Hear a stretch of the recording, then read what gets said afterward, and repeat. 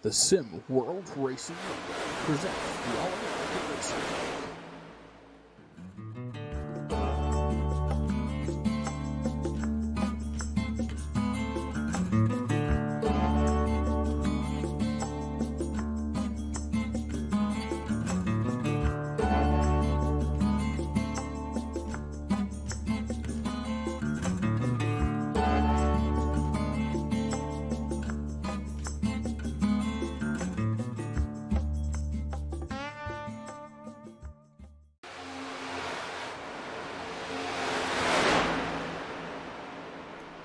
Good evening, everyone, and welcome to Atlanta, Georgia, home of the Atlanta Motor Speedway and race number 2 of the 2024 All-American Racing League Cup Series.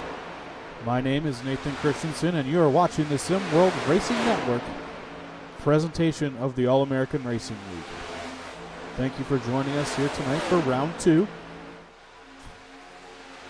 of the 2024 season. Last week, we had a great race from Daytona International Speedway, won by David Lorfano by about a half an inch with an untimely caution that came out on our third attempt of the green white checkered. And that resulted in a freezing of the field at that time. And Lorfano was ahead by about a quarter of an inch to secure that victory lap. Obviously, good for him. Great way to start the year. Second place finisher was the 91 of Riley Hoots. And he was a little disappointed coming home second after leading most of that race last week, but still a strong showing. Third place was the 48 of Gregory Robinson. And then myself, I finished in fourth. And Sean Horlander in the 24 finished in fifth. So a great start to the year. After last week's run at the Daytona International Speedway. As here on track right now, we're just finishing up practice. Only a few minutes left, I believe, before we get to qualifying. So exciting to be on the air here with you guys tonight. We are back for a new season, essentially, here for the All-American Racing League. And I just wanted to welcome everyone in. And I'm just going to step away, but we'll keep some action up on the screen for you. And we'll be back in a couple minutes with the start of qualifying.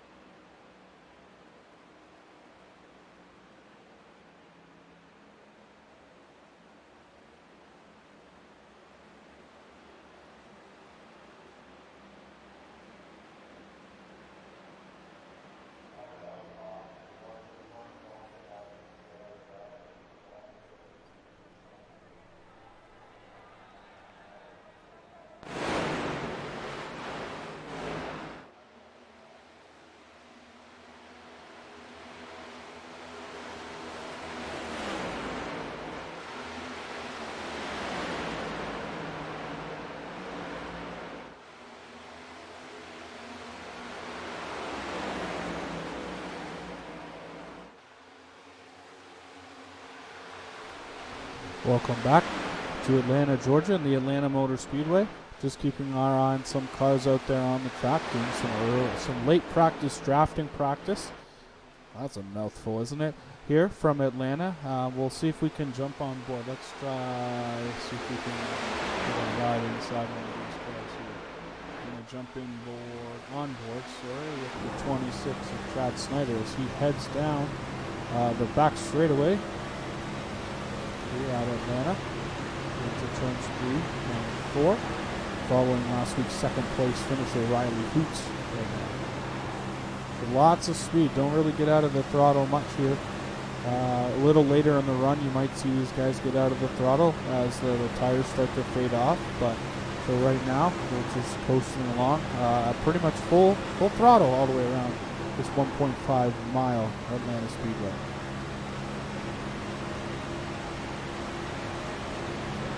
Now as he jumps into the draft behind the 27 of Cameron Harris.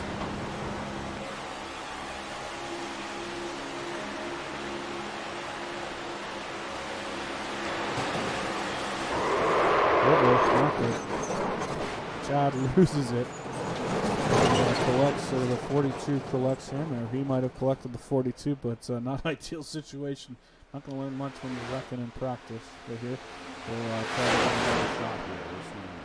Continue with about a minute, 2 minutes left in practice.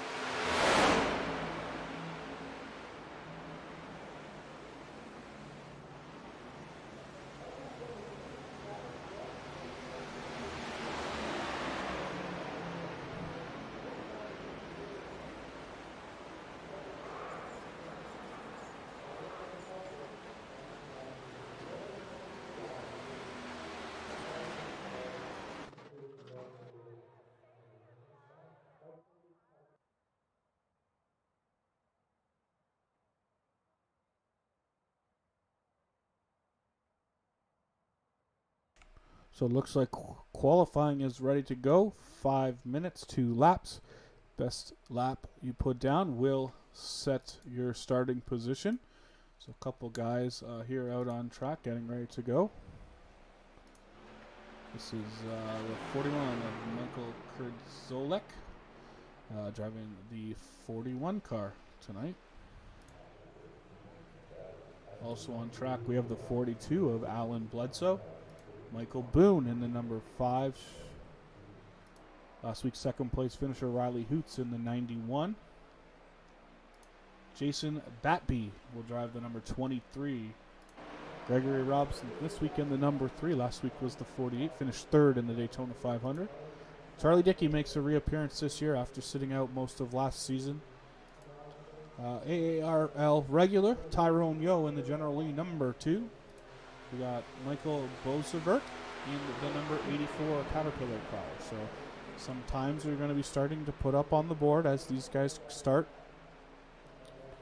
their laps that count. As you can see there on the left side of your screen, will give a running total and positions of the cars on the track. So right now Tyrone leads the way at the top of the board with a 3:1.53 as the guys start to fill in with their lap times.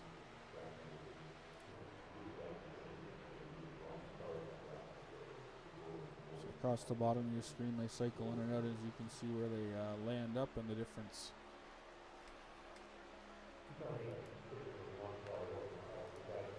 As the cars come across the line, they'll cycle through across the bottom of your screen also with the lap times. So 24 cars it looks like will be the field tonight. Looks like most, half of them have taken time with the rest of them starting to roll out on the track. Here's a regular Cameron Harris in his number 27 Coors Light machine.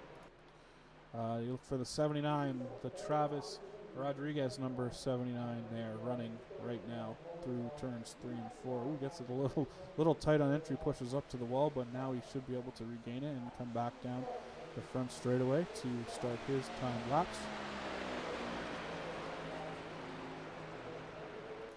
Cameron Harris comes off of turn 4 to complete his first lap. And that will put him in 14th spot. Next to complete his first lap will be Kelly Thomas in the 28. That'll put him into 13th. Looking for Travis now as he comes through turns 3 and 4. He'll be able to complete a lap. Hopefully put a time on the board.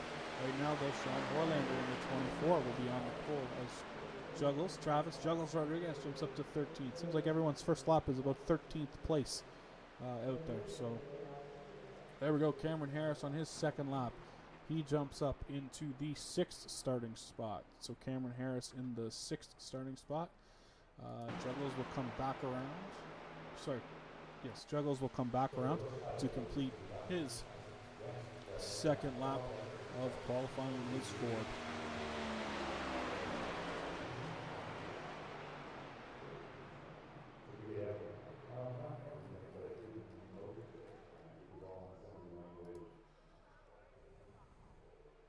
So as you can see there on the left, 17 cars have attempted to qualify, with one out on the track right now. James Nelson should be out there. Yep, the number 75 of James Nelson going down the back straightaway.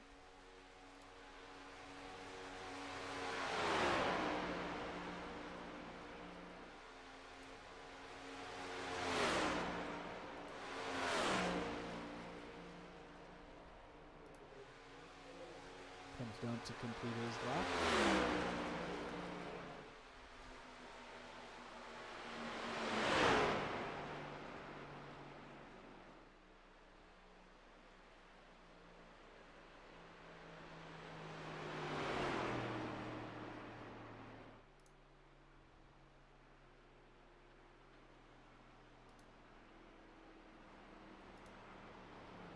Having a little bit of issues here with the timing and scoring program. See if we can get this back up here. Sorry about that.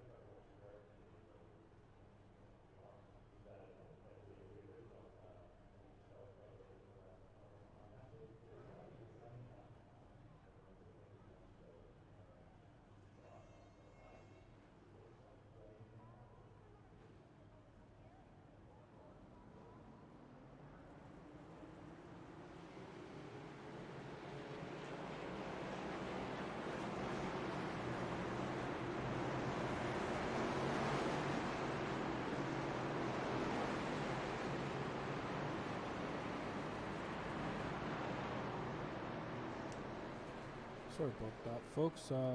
Just still a little bit of technical difficulties here with the overlays to show you the score. Not exactly 100% sure. It's causing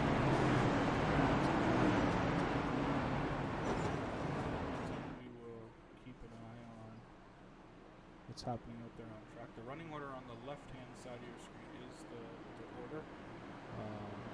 Unfortunately, right now it's not cooperating. So just bear with me for a second. We'll keep the live video feed going, and we'll try to sort a few things out.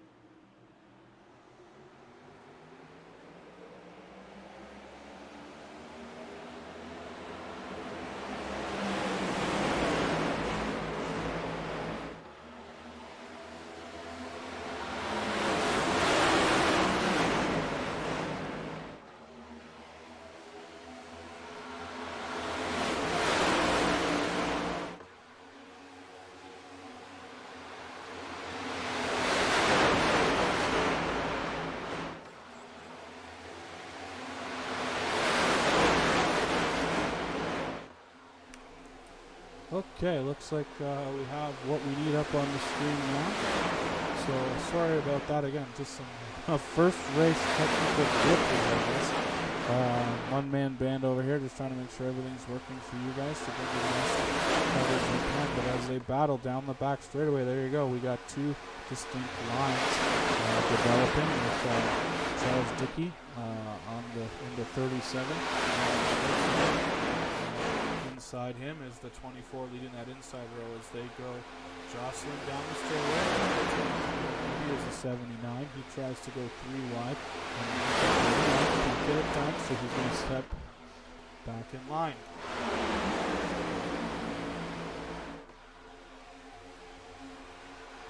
On the back straightaway. 150. As they come out of turn number 4.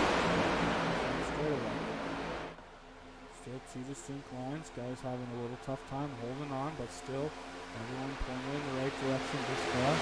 So far in the race.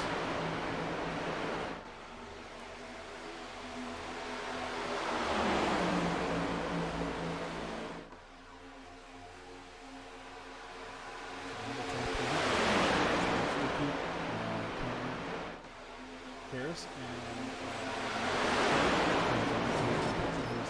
without him telling you how to pronounce it, kind of pull ahead of the 24 of Horlander there as we head into laps complete. 4 complete, working on 5.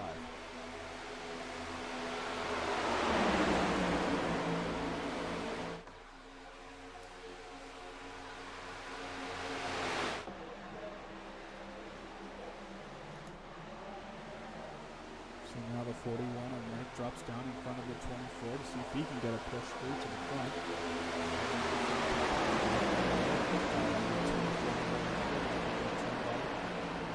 4-5, Rose. Still, not taking on the outside. Keep his lead up front at this point in the race.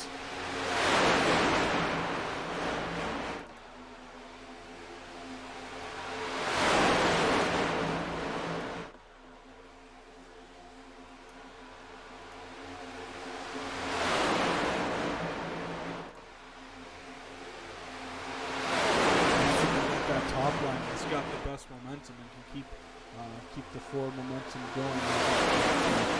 Dickey, Harris, Rodriguez, then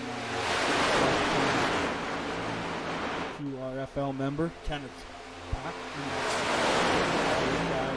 and 75 of James Nelson in that outside line. As they say that, the Nelson 75 drops down to the bottom. See if he can get a better run now. Him and the 16 of Pack drop down. And then we're at the bottom behind with the 41 pushing them. See if they can call back up even to the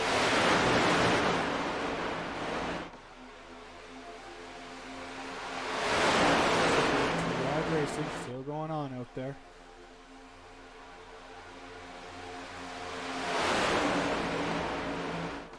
Let's take a jump back here and then check out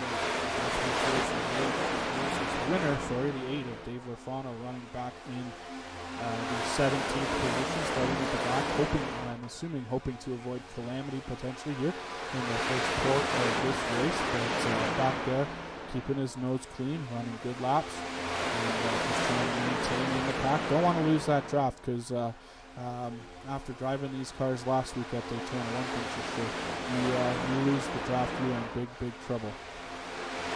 But back in front now as we see that bottom line has worked its way up and drawn even at least with the 37 car heading down the back straightaway.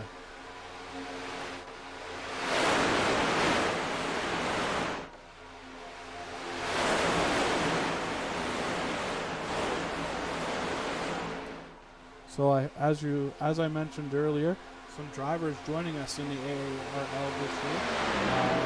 A league known as the QFRL, the Quick Finishers Racing League, was a league that ran on Fridays. Cup Series running on Fridays, as well as every Tuesday they'd run a quick Xfinity race followed by a Cup race. Maybe the other way around. Don't hold me to that. They'll let me know if I'm wrong. But they invited a few of us over to join them on Friday nights and on their Tuesday night leagues once we were done our season last year. And that resulted in Dave Lafano proposing to these guys, league owner of the AARL, proposed if they'd be interested in joining us for Tuesday night fun every week. And they said, sure. So most of these guys knew only second AARL race with us. Well, 3 if you count the truck race for some of them this past Sunday, which you saw here on the Sim World Racing Network with Dave making on the call. But a lot of these guys are new to the AARL, and everyone's trying to get to know each other, who they can race with, who can they get a push from, who maybe they should leave an extra little space beside. But a lot of good racing so far. Last week, minimal damage, I think, until about the last 10 laps last week in the 500. Obviously, when you get that close to the end, the tension amps up, and these guys took it seriously and choked up on the wheel, and some moves were made that maybe shouldn't have been made, and other moves weren't made that could have been made. But at the end of it, like I said earlier, Dave Lafano ended up in victory lane last week. So kudos to him, and picking up the first win of the season for himself in that number 8 Toyota this year, surprisingly. In the past has driven the Chevrolet for Hillbilly Motorsports and Dave Hara. So this year Dave Lafano is out there in the Toyota. But now we see a little bit of separation here between the first 2 groups. We have this pack up front, and then we have a second pack probably roughly 3 seconds behind. So it looks like they may have lost the lead pack draft, but at the same time, they still got a good group of cars here working together, holding it all together here in this second group. And one main thing I need to mention this season, I believe, I may be wrong, it's been known to happen, there potentially is stage breaks in this event. I know that last week at the Daytona race, we had 2 stage breaks like they did in the Real Cup Series, so I didn't think to ask anyone if those were happening tonight, but if we see a caution and no one's spun out, we'll know that there's a stage break, I guess is the best way to put it. But for right now, on track, we got James Nelson leading the way in his 75 Chevrolet. Behind him, Kenneth Pack in his number 16, Michael Kay in the 41, Sean Hoylander in the 24, and the number 2 of All-American Racing League regular and probably Ironman, the guy who puts in the most laps from the league, Tyrone Yo in his number 2. Like I said, he's got his car painted up like the old General Lee. Oh, we got a wreck. We have a wreck. Yellow flag is out. Yellow.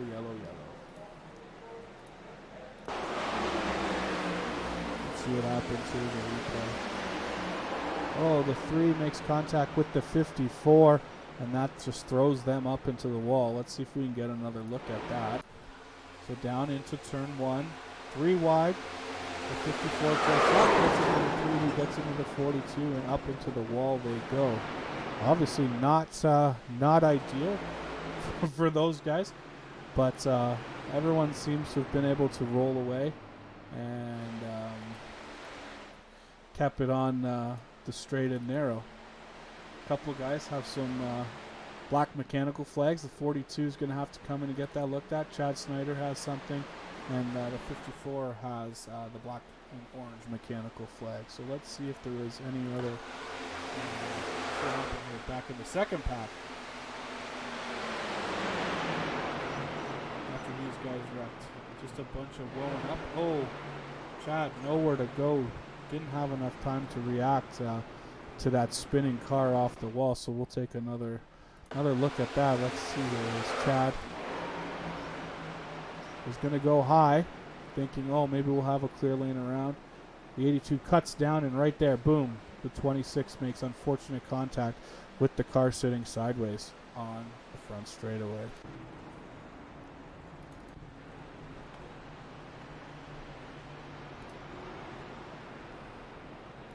So some guys have come down pit road and made some pit stops.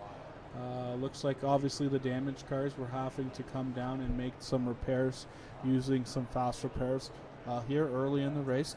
Only on lap 20 of 150, but most of the front runners stayed out, so not a lot of front runner cars came down pit road. Looks like most of the involved cars and a good chunk of the second group of cars came down pit road. So while we're under caution, we're going to take a quick break, and we'll be right back after this. This portion of this SimWorld Racing Network broadcast of the AARL is sponsored by Ty's iRacing Paints. Contact Tyrone on Discord or Facebook. Now, let's get back to the action of the All-American Racing League.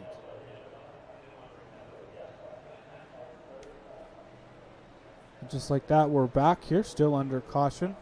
The 75 leads the way. We'll give you a rundown here. We got the 75 up front. Behind him is a 16 of Kenneth Pack. Running third right now is Michael Kurds Ziolek. I know I'm going to screw that up, and I deeply, deeply apologize for that. I know on the Discord chat they call him Kurd, so maybe we'll just go with that. It sounds a whole lot simpler. Running fourth right now is the 24 of Sean Horlander. Tyrone Yo in the general lead, number 2. Outside him, dominant car last week from Daytona, Brendan Mathia in the 99 Target machine. He unfortunately had some tough luck late in the race, ended up involved in a few of the wrecks. And then second place last week, Riley Hoots. Outside him will be Jason Batby. Travis running up in the 9th and 10th. Right now, coming back to the green flag is the 5 of Michael Boone. So as we wait for the field to stream down the back straightaway, lights are off on the pace car. It means we're coming back to the green with 20 laps complete, 100 laps and 30 laps. Math is not mathing. 130 laps left to go in this one.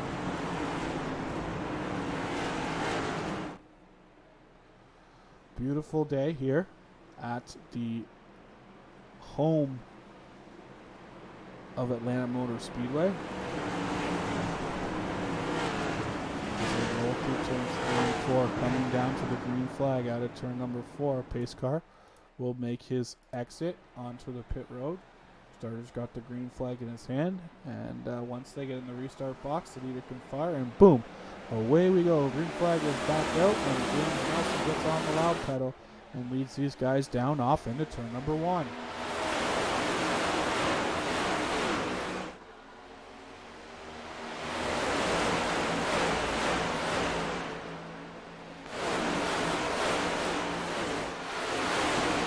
As they reach the end of the back straightaway, these guys have reached back up to fourth line. The top speed as we keep an eye up front on James Nelson, riding his number 75. He leads the way as it looks like a second row is trying to develop, and that's being pushed by the 91. O'Reilly Hoots is pushing the 99, trying to get their way to the outside to see if they can lead a few laps here early on at the Atlanta Motor Speedway. Well, we got a wreck. Another wreck. Another result is we have a incident halfway down the back straightaway involving Tommy Osborne and Michael Boisvert. Let's see if we can grab a replay of that.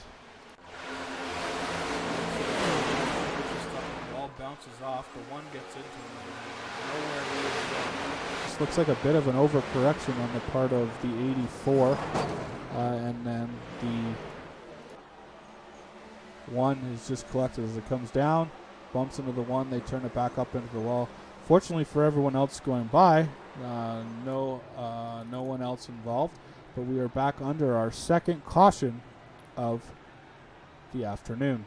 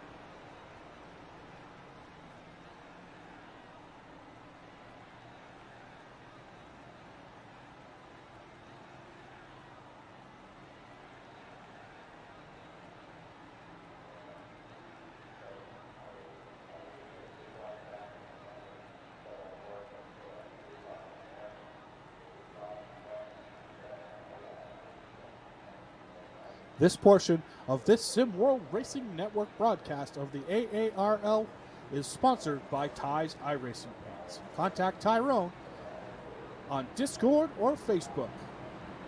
Now, let's get back to the action of the All-American Racing League.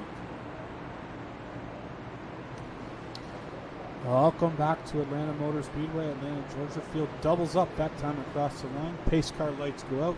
And only one thing, green flag imminent, that's for sure. So as these guys make their way through turns 1 and 2, we'll keep an eye on the field here early in this race. Looks like a couple cars, unfortunately, have gone a lap down early. Tommy Osborne in 1. Michael Boisvert in the 84 also on pit road. Now looks like he'll be about 2 laps down, unfortunately. So I think he's actually rejoined the field, so he's out there. So we got a few cars a couple laps down, but for the most part, everyone on the lead lap still as we work our way, like I said, down the back straightaway.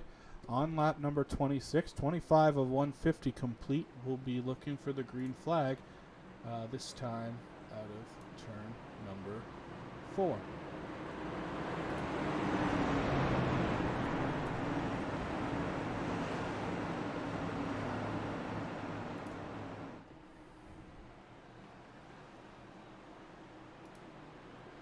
Slowly roll their way turns 3 and 4. Let's pull them bolts tight. It's the last one as we get set to come back to the green flag out of turn number 4. James Nelson, the control car, gets in the restart zone, and away we go. Green flag is back out, and we are back to racing.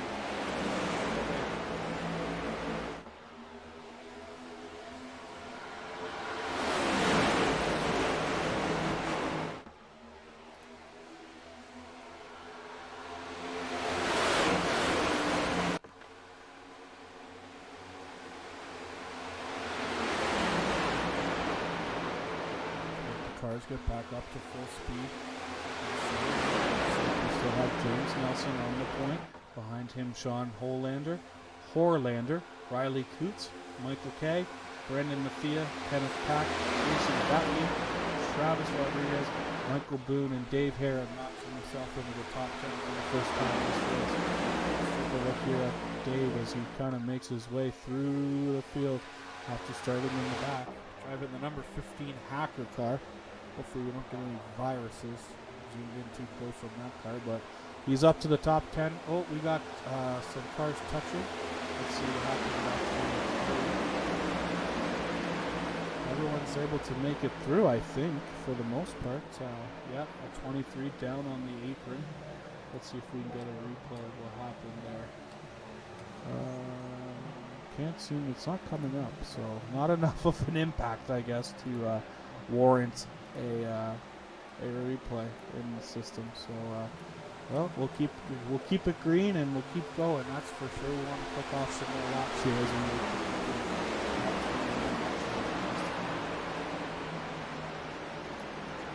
Oh, yellow flag is out. Yellow, yellow, yellow. Wonder if this is the unknown stage break that I was mentioning previously. As the guy calling the race, I did not do a very good job on my pre-race research, unfortunately, so not 100% sure why the caution came out. I could only assume it was the stage break at 30, probably. I think that's right. So. As the 41 was able to get the lead while we were watching some racing back in the pack.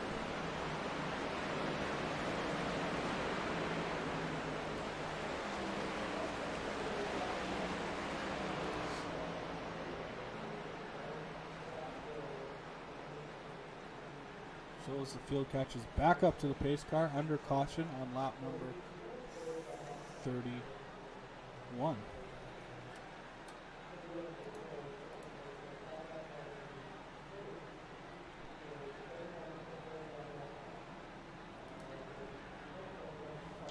So as you see all the cars dropping down to pit road. We're going to have a lot of cars on pit road this time by. Looks like a few cars are staying out. I would imagine those are the lap down cars. They'll have to wait till next lap to pit, as pits are not quite open for those guys quite yet.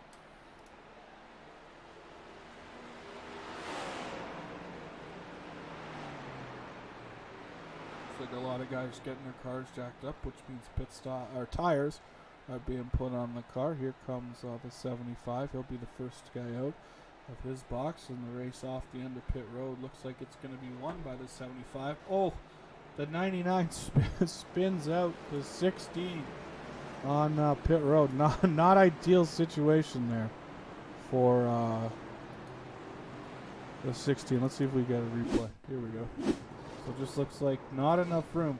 Two cars, not enough pit road. That's for sure that time. That's what happened there, as the 99 gets spun out. Or spins out the 16 accidentally. I'm sure, definitely not on purpose. I can assure you that not a move that the 99 would pull. So looks like after those pit stops, the car that was 15th coming into the pits, Alan Bledsoe, is second out off of pit road. He got second place off the road. His pit stop was only 5 seconds, so that tells me only a fuel was for the old 42 machine that time down pit road. We got two cars out front of the leader. Looks like they will be taking the wave around. It's the 84 and the 1 who were involved in that second caution there a few laps ago.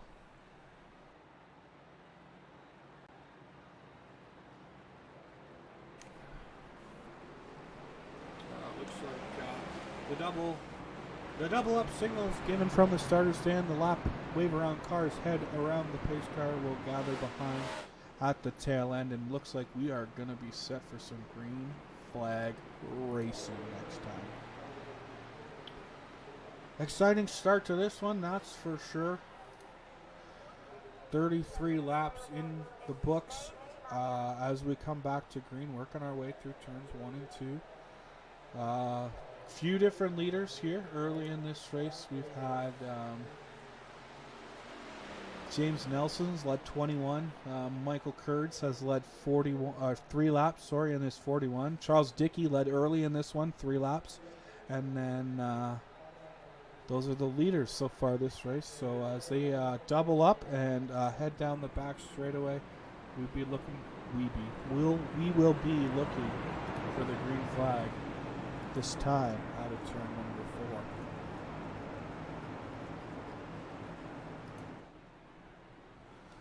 Like I said, first time back behind the mic in quite a bit. Used to broadcast some Xfinity stuff for the AARL, but that's kind of taken a hiatus, and going to do some cup races here. So just bear with us as we get the bugs worked out on opening night. But here we go as they work off of turn number 3, back down, turn 4, back down to the green flag, and the green flag is displayed, and we are off and racing.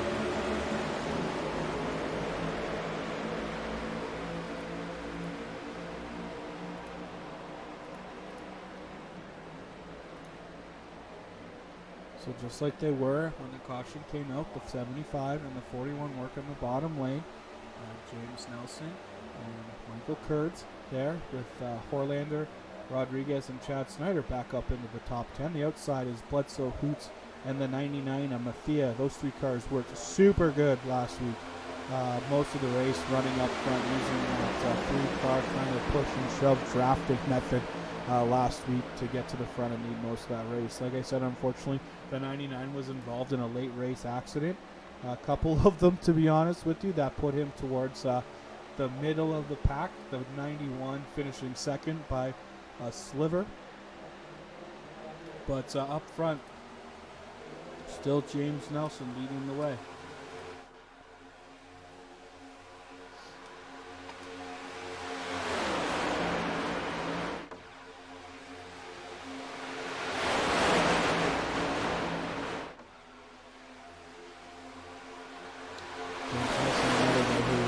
Doesn't look like he took qualifying. He up 15 spots so far.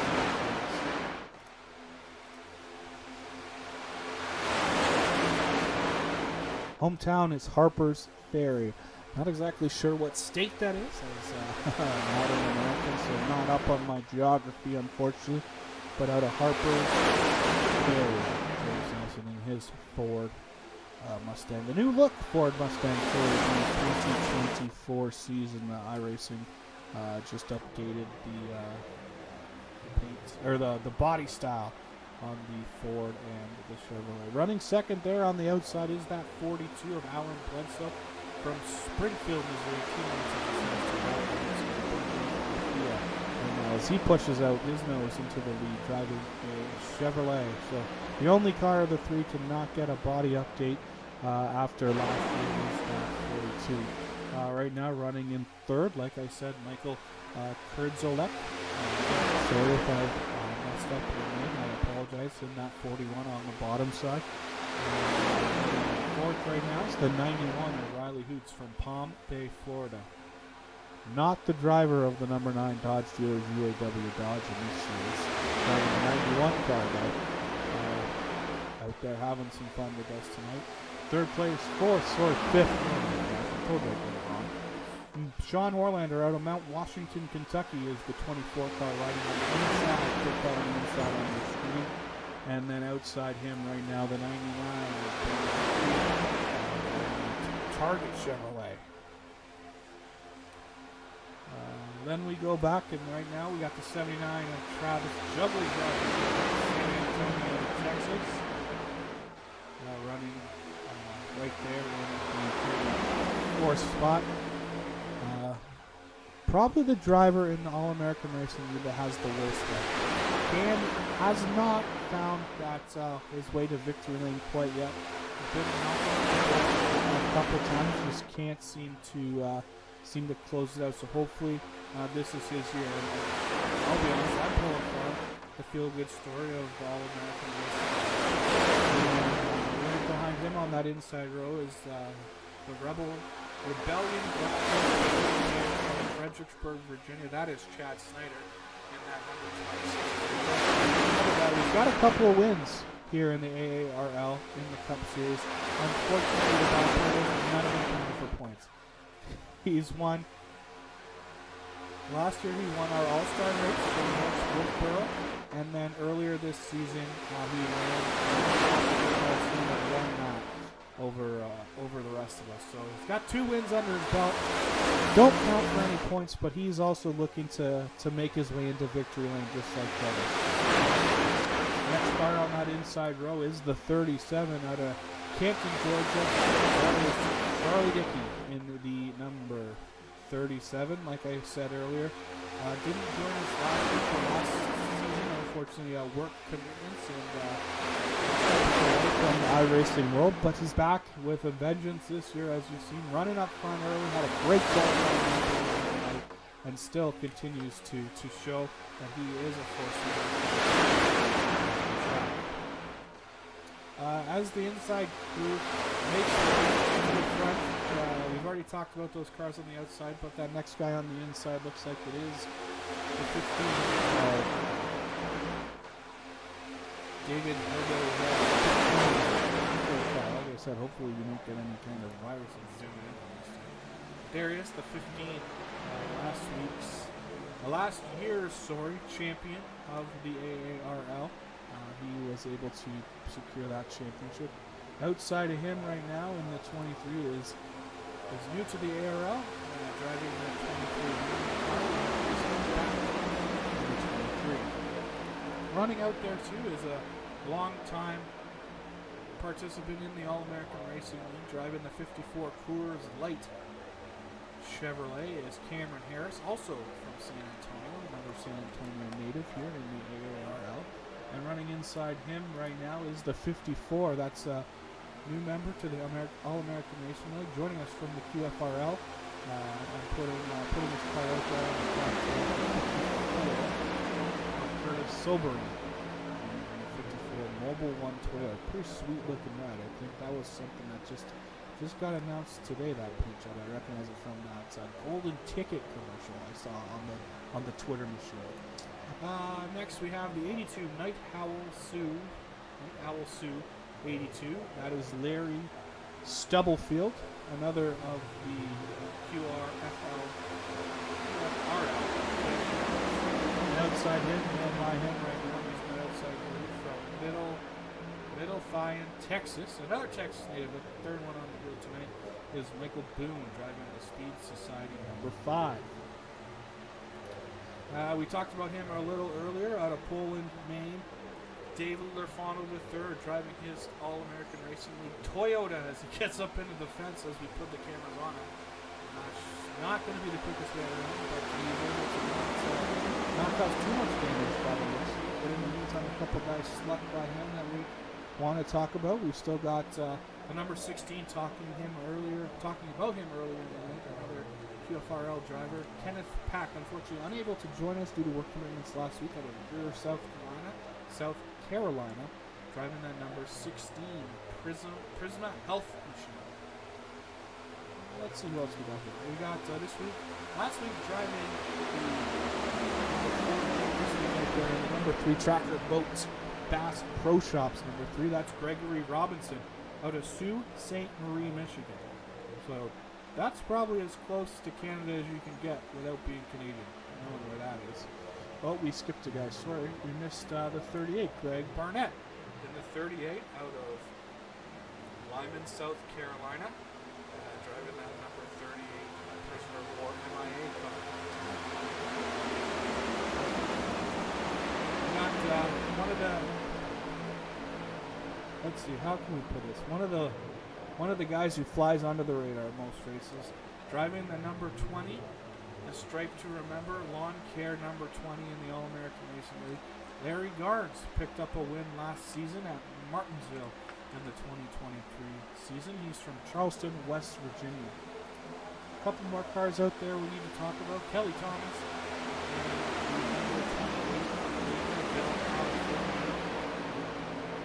Resident in that 28 Exxon car. Talked about Cam Harris.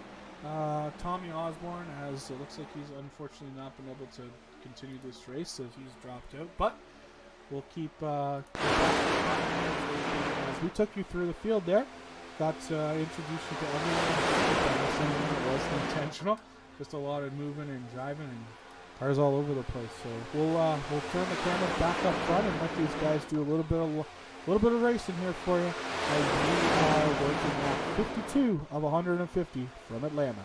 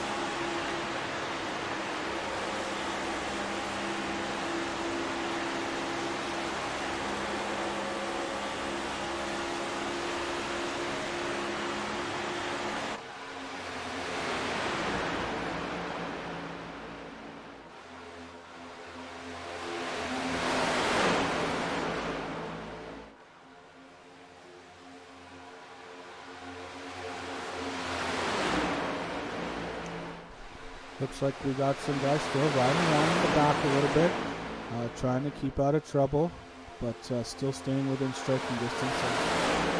75 continues to lead the way. So far, 46 laps led for that number 75. Keeping it up there on the top of the scoring pile. Great job of it too. Not letting anyone get by him.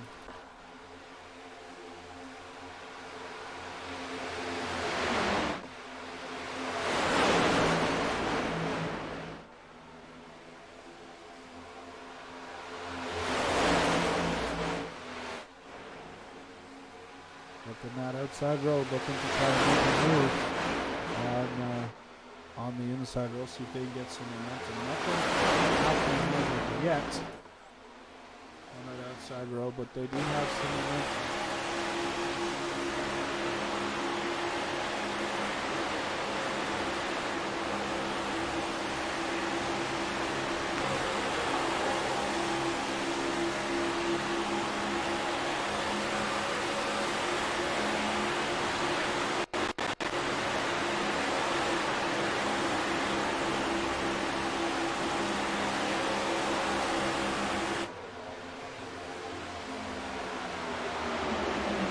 Definitely not as much bumping and shoving as there was last week at Daytona. A little harder to push with the shorter distance and the shorter straightaways and the tighter corners. As we got the jacket down to the infield, or not the infield, the apron. Get out of these guys' waist. They're sure they appreciate it. But like I was saying, not as much pushing. Definitely a draft-style racetrack, but not as aggressive. These guys can't be as aggressive because I think if you push a little bit the wrong way, you're going to start spinning guys out and making some enemies. And not what you want to do. Race number 2 of the season.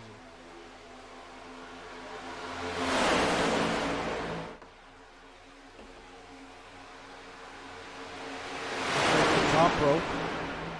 Use that upper line momentum to roll around the top. We got Alan Bledsoe. I'm going to try to lead some laps over James Nelson as he's led 2. That'll be his 3rd that time across the Alan Bledsoe in that 42. Lots of new names over with the amalgamation, we call it, of AARL and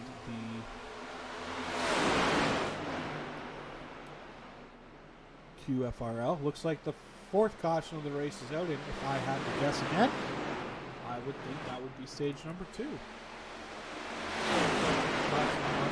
Caution number 3 was at lap 30, and I believe that was a stage, so it only makes sense that we win another 30 laps, lap 63, and had our 2nd stage. So with that in mind, we're going to take a second and step away, and we'll be right back at you.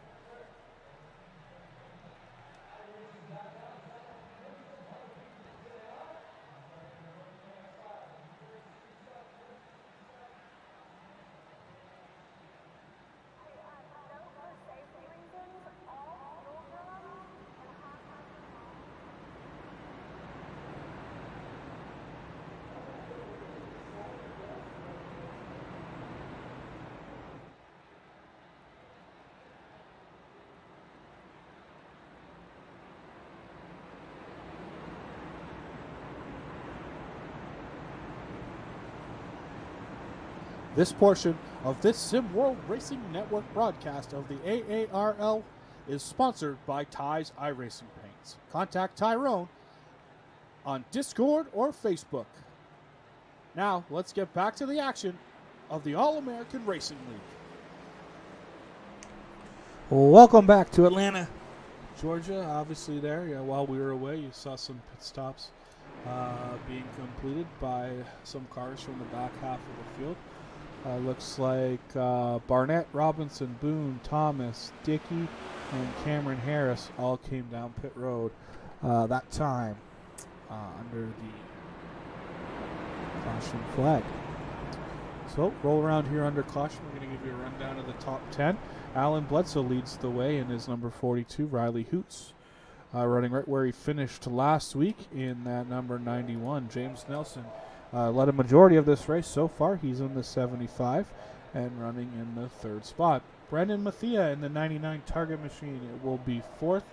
Michael Kurds in the 41 is running 5th. Behind him will be Dave Hara in the 15 Hacker Machine, running 6th. 7th is the 24 Harley Davidson Machine of Sean Horlander. Curtis Soberan in the Mobile 1 at number 15 Toyota Camry is running 8th. The 79 Travis Juggles Rodriguez up there right now, running 9th. And rounding up the top 10 is the number 26 of Chad Steiner. Unfortunately caught up in that earlier bit of a wreck, and now he's back up running strongly inside the top 10. Ooh, giving Juggles a little kiss for good luck, I would think. I always complain that no one will work for him, and look, this is what he does to people. So it's his own fault, I think. But looks like the lights are out on the pace car. Yep, the lights are out. Field's double wide. We're rolling down the back straightaway, so that means that restart is imminent. And once we go back green, why don't we hop on board one of these cars and take a lap around here, the Atlanta Motor Speedway. So let's see if we can get on board one of these cars. Let's do the 54. It's kind of right in the middle of everything. So we'll go to gyro camp. So as we come back through turns 3 and 4, we're going to ride on board the 54 of Curtis Sauberan as he will start from the outside of, looks like the 4th row, so about 8 spots. Here we go.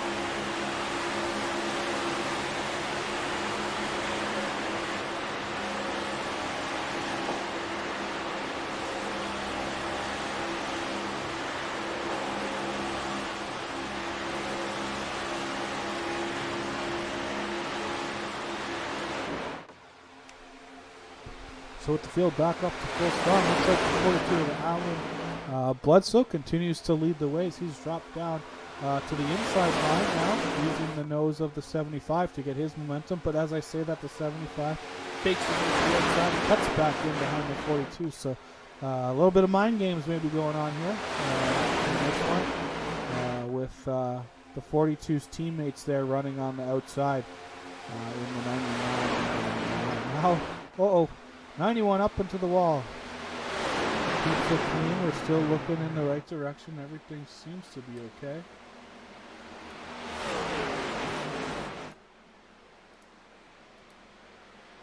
Oh, the yellow flag is out. Not sure what this yellow is for, to be honest. Maybe this is the stage break. We'll have to get back to you on all this. Not enough information. Like I said, horrible job preparing my notes for tonight's race. I think maybe it would make sense because none of those leaders pitted, did they, on that last caution that I originally thought was...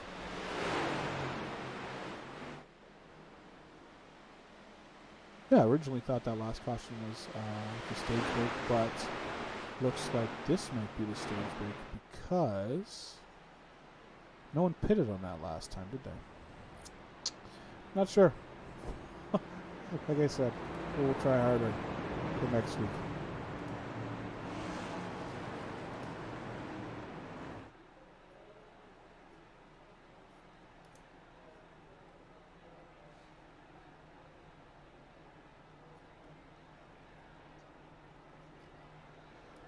Looks like they're all headed down pit road this time, so yeah. I'm thinking this is the stage break, so as we see the field coming down pit road, everyone filing into their pit stalls.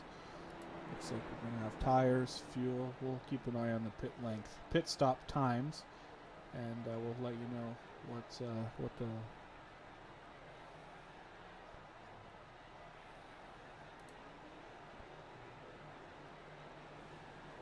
So it looks like Alan Bledsoe first off pit road. Behind him, James Nelson, Riley Hoops, Brandon Mathia, Dave Hare, Larry Stubblefield, Michael Kurtz, Gregory Robinson, Curtis Sauberan, and Sean Horlander. Will be your top 10 off of pit road.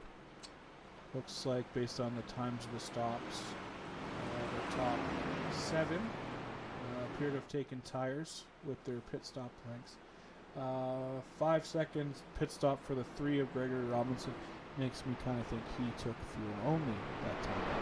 But to each their own. Obviously a little bit different here, I think, with the tire factor and wear that we might see here over Daytona. I know at Daytona and Talladega you can go pretty much the whole race without changing tires if you want to. But tire sensitive with them wearing out and losing a bit of grip. So we'll see how that works out for the number 3 car.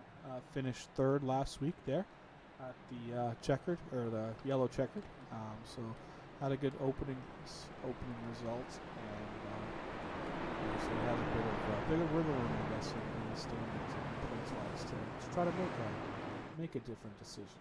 One thing that we haven't mentioned yet is, well, we have mentioned that Dave Lafano was last week's winner. One thing we haven't mentioned, though, is that so what's new this year? Obviously, we're doing stage breaks, like I mentioned earlier. 2 per race, and I think there'll be 3 at the Coke 600, because I believe we're going 600 miles full length. So there's that. But then also, Dave Lafano has locked himself with his win into the playoffs. We are doing a complete 36 race playoff season. So we're following the NASCAR schedule, not the same week as they run, but schedule-wise we are following. It'll be fun to see how it plays out over the rest of the year. Him being locked into the playoffs already, that's exciting for him. I'm sure he's happy with that. Can try some other things out. Another new thing this year is in playoffs this year. Stage points and transfer stage wins and race wins transfer into playoff points. With the green flag is back out though, and Alan Bledsoe with his teammate looks like the 99 will jump down into that opening on the bottom. Just noticed that Hillbilly Hara has snuck up there into 3 now, riding 3rd here on that inside row. What I was saying is, if you get a point, if you get a stage win, or you win the race, you get playoff points added to your starting points total at the end of the first 26 races when you reset for a 5 points per win is added to your starting points in the playoffs, and then 1 point for every stage win you get. So out of last week, the 91 of Riley Hoots collected 20 stage points to add to his regular season points, but collected 2 playoff points that, if he makes the playoffs, will get added to his playoff points at the beginning of the round of 16.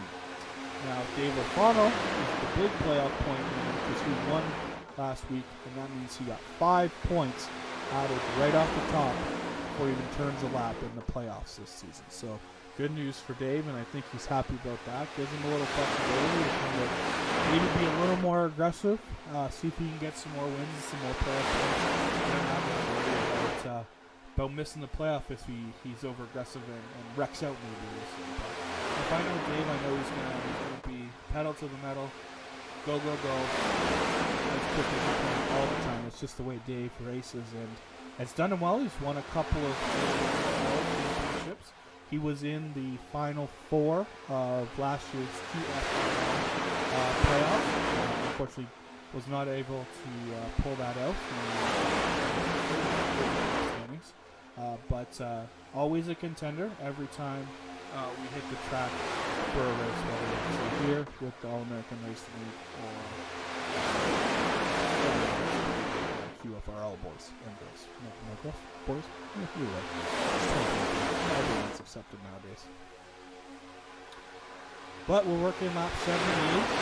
Not a lot of movement there in your top 10 or so, but we have some 2-wide racing, a little farther in the pack. Cameron Harris just trying to make that outside row work. He's not having quite the luck, but he's got the 3 of Robinson pushing in. 79 Jet was behind him, and there's the aforementioned Dave Lafano on that outside row. Get these guys up to the front row. Another guy to keep your eye on. Very successful with us. Here's that 27 of Cam Harris. Unfortunately, last year wasn't able to make all the races. So far, missed last week, wasn't able to make the 500 due to its earlier start time. As we got cars flying through the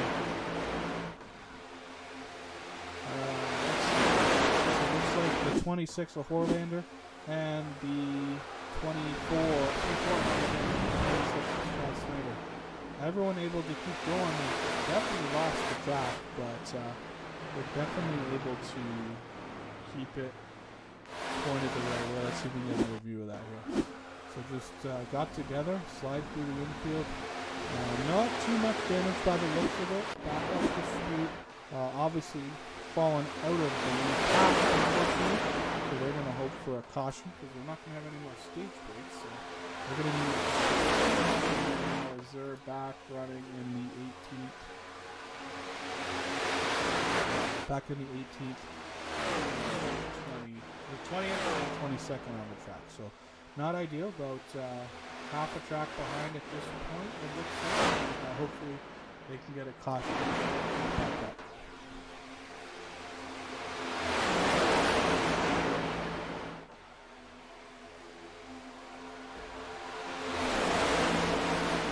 As we've passed the halfway point in this 150 lap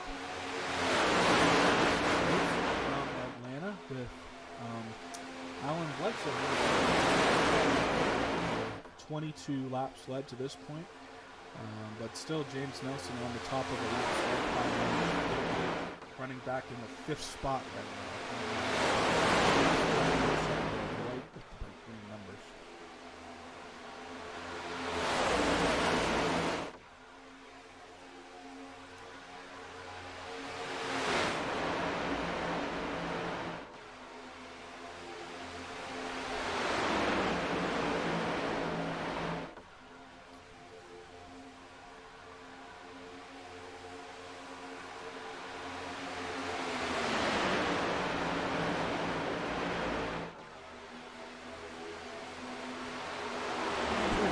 Single file line as they run down the back straightaway. Most cars working that inside line. A couple cars switch that outside the road and being led by the 41.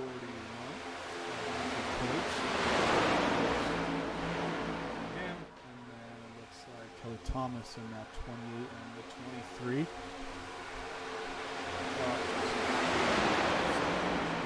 Trying to make some hay up there on the top. Looks like the bottom right now is definitely stronger. Everyone's kind of running down there, I'm sure, as this race develops here in the last 65 or so laps. We'll see some guys move back up and try to make some ground out there, but for now, they're just holding on. They're riding this one out. Long way to go still. Left in this one, so still a lot of race ahead of them. Let's see if we can make any more progress.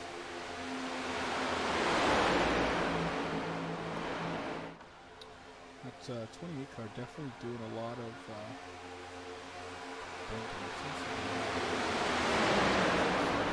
he's there, and he's not there, and he's there, and he's not there, but keep an eye out. Let's take a look back up front. So leading the way like he has been here for the last little bit. Definitely got that car now. He's got his pusher. Riley Hoots behind him, and then leading the way, and then the 15 of Dave Harrell. Brendan McPhee gets a little loose off the balance. On that outside line, we're trying to get up into the wall a little bit. Let's see, where did Brandon come over that one? Looks like he has dropped all the way back, still dropping back. 13. So that bobble off the inside of turn number 4 where it wants to travel. Not a good situation there for that 99. No damage to him or anyone else. The other two teammates to that 99 car, James Nelson, Michael Cruz, struggles, Travis Rodriguez. 6th now as they work down the inside of the back straightaway.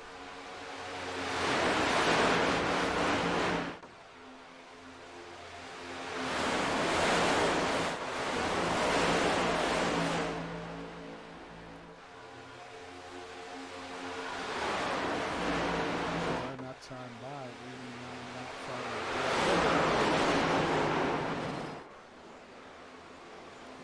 like we got a caution. Yellow is out on lap 89. Looked like the 41 got loose, and it just had a 54, and in turn collected the 79 and the 16.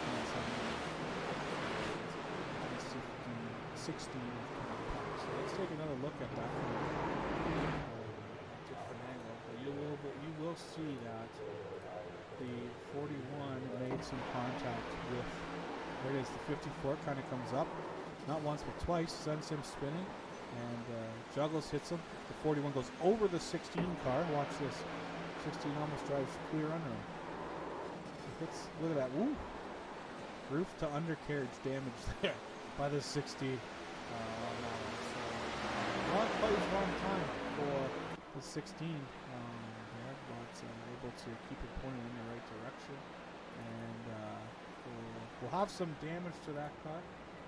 Won't be enough to get the old meatball flag. That's see that on the 41 and the 70. The meatball flags at this point. Looks like the 28 just got a black flag for something. Not sure what that's for. Oh, the 16 got one too. Probably speeding on pit road if I had to fathom this. That's what happened to those guys. So, we'll take a look here with our lineup resets to see if they're penalized and headed to the back. But we are in the last 60 laps. This one is 91 laps are complete. Working on lap 92 at 150. We'll reset the field here for you when we come back right after this caution.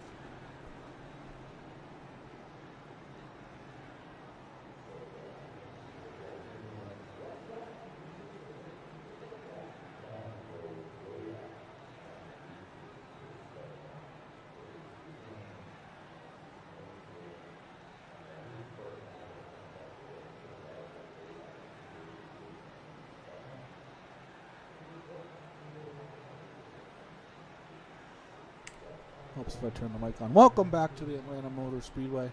Looks like we are still under caution, working lap number 92 of 150 laps for the All-American Racing Series event here from Atlanta. So, looks like everyone was able to clear their meatball flags there under pit stops. A couple of guys had them after that caution. It looks like field's going to double up, and looks like we're going to come back to green next time by. You got Alan Bledsoe leading the way on that inside 42 over the 91 Bradley Hoots. James Nelson on the inside of row number 2. Outside him will be the 23. Inside row number 3 will be the 3 of Gregory Robinson. Outside him, Larry Stubblefield, a solid runner. Kind of runs under the radar for the first majority of the race, and then decides to make his move later on in the race, saving his equipment for the end, which is never a bad decision. Starting 7th is the 54 of Curtis Sauberin. Unfortunately, made some contact there with the 41 of Michael Kurtz to send him around. The 99 will start in the 8th spot after his little jumble on the exit of turn number 4. 9th will be Kelly Thomas in the 28th. Starting 10th will be 10 of Charles Dickey. But back up front, it's going to be Alan Bledsoe, the control car, as he will lead them off of turn number 4 and into the Geico restart zone, where he has to be the first car to fire.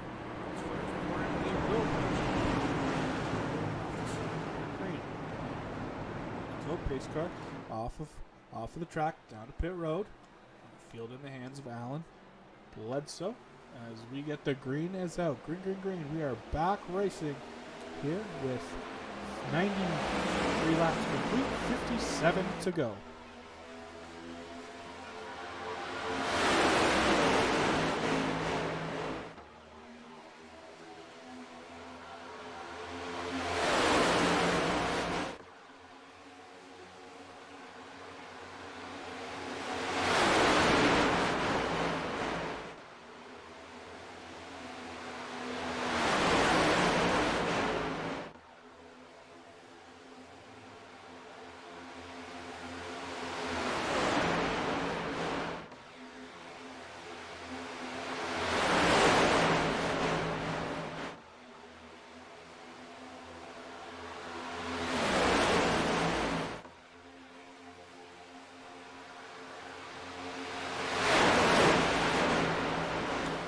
field works its way through 3 before Allen plugs in boots with James Batby in the 23 running in third. Now it's outside 75. Now he moves James Nelson, the early race leader in that one, and now Littlefield will join him on that inside row as they head down the back straightaway.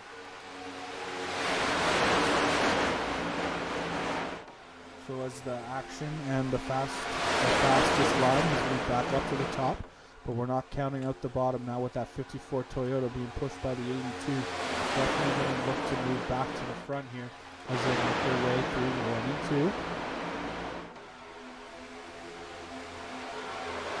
See the line squaring up this time as they come into your screen, down the back straightaway. Definitely the top has more cars, so they're more energy, but the bottom is not giving up. They got the shortest way around, which I think is helpful in the corner, but they got to keep it a little tight off a corner exit, which makes it a little tougher, and I think that gives it a little bit of an advantage back to the outside road. But as I say that, the 54 surges ahead on corner entry, and it looks like he's going to poke his nose out to the lead.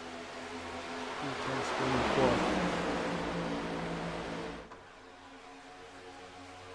Still running side by side, 5-6 rows deep at this point. The 54 and the Mobile 1 Toyota still leads the way. As we look at it 3 and 4, looking to lead his first laps on the day. The 54 of Curtis leads the way, and he will get a credit for leading that lap. No bonus points for laps, pole position, or anything like that. Just a good pat on the back. Congratulations. Led a lap in a tough field of 24 cars, but I don't know if that's really worth it, but definitely want to be up front as we wind our way down here, working on lap 99, 51 laps to go this time across the line as they are getting to the point where the wick is going to get lit. Tempers are going to go up because tension fuses are getting tensions up, fuses shorter. People are going to be a lot more aggressive here in the last 50 laps, I think. Maybe not yet, but definitely within the last 30, I think you're going to see the excitement. I'm not saying it's been a snoozer up until this point. A lot of good racing, a lot of good side-by-side racing. We've had some single-file racing and had a couple of accidents, but now you can really see that 91 push. It's a 42 car.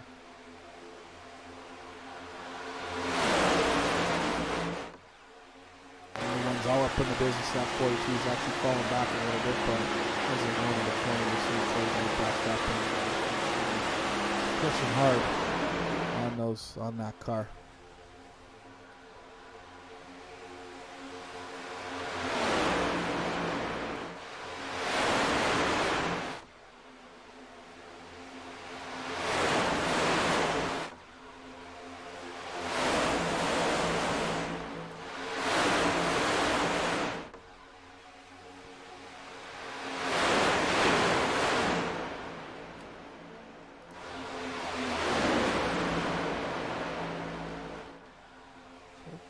Great side-by-side battling going. You can see these guys definitely different than when we're on Talladega. The cars are definitely react different when they unload off the corners. There's a lot of looseness, especially later in the run. They start to wear down these tires and have to really work for car control. Right? That's what we love to see. We love to see these guys fight each other, not physically, but fight each other on the track, but also fight their cars. That's where you'll see the best drivers come out on top, right? Is when you have them fighting each other and fighting the cars. This is the best racing, side by side here again. Look at that. It's 2, 4, 6, 8. I don't know. It's like 10 rows deep. Uh-oh. Bad push off the nose of the 82 forces the 54 down onto the apron. Are they going to let him back up? Or is he going to have to run down the apron? Looks like he's going to get stuck on the apron. Not able to get back up. He is now, so he's back up, joining the back of the field. So he went from penthouse to the outhouse, first to 21st in a matter of 3 quarters. I think that was just a bit of a bad push by the 82. Wrong spot on corner exit, just got him loose, and thankfully kind of slid down to the inside and not back up into the rest of the field. But now you can see 99 makes a move to the inside, and what that does now, it opens that bottom lane wide open for those teammates there, the 91 and the 42 of Bledsoe and Hoots. Trying to get back in touch with their teammate on the field, and 99 target machine back. Uncar in between them. But that opens up the top lane now. So we'll see if some other guys can make a push in the top lane. You got the 37. Oh, we got a car riding the wall. Fortunately able to get off. It looks like the 28 of Greg Barnett was the car up into the wall, but continues on, needless to say. And now we just got 2 cars on the outside. So I don't know if they'll make any hay up there with only 2 cars, but it looks like the 16 is going to go up there and try to help pack in the 16. The prison healthcare car, looking to see if he can help the 79 and the 37 on the outside. Charles Rodriguez in the 3rd car, but nope, 16 ducks down to the inside. So no help up there as those 2 cars go backwards. But now the 82 jumps up to see if he can work with those guys. Obviously a little partnership between a couple of different moves here. So friends out there. Everyone's a friend until they're a foe, right? So everyone you want to try and use anything you can to get up to the front. But right now, it's not working for anyone on the outside laners. Now they're going and Hoots moved back up in front of Larry. He's managed to go up to the outside of the 3rd place car. No further quite yet, but now he looks to make a bigger move on the outside as these guys are jumbling and stumbling down the front straightaway. Lap 109 being processed, 108 on the board as we get to the nitty-gritty. Like I said earlier, we're going to ratchet up. The tension's going to ratchet up as the fuses get shorter and as these guys get closer to the end of that race. So hopefully we can make it without too much carnage. Very good so far. A couple of guys ran into some bad luck and had some accidents, had to use some fast repairs earlier in the race, but for the most part, pretty clean, pretty green so far. That's it. 41 laps to go as the ticker goes from laps completed to laps to go. That's how you know we are getting down to the end of this one for sure. Definitely 2 distinct lines still on the racetrack with the QFRL guys leading the way still. Some good teammates in the 42 and the 91 and the 99 showed last week what the domination can look like on the drafting track, super speedways. A little different style of drafting, but still drafting nonetheless, so you got to have someone to work with. It's always good to have someone you're familiar with working with you because you know what to expect from them, right? So let's keep an eye out here on the front group, but we got a second group as a couple cars have dropped back, unfortunately, haven't been able to keep up with that lead pack. You got the 26 of Snyder, the 15 of Hera, the 2 of Tyrone Mill, and the 20 of Logan. So our group of AARL guys able to hold that further back to 75 and the 38 running quite a distance back. But back up front, looks like we got a change for a lead. As Larry Stubblefield drives around the outside of Alan Bledsoe for the lead. Let's see if we can show you a replay here.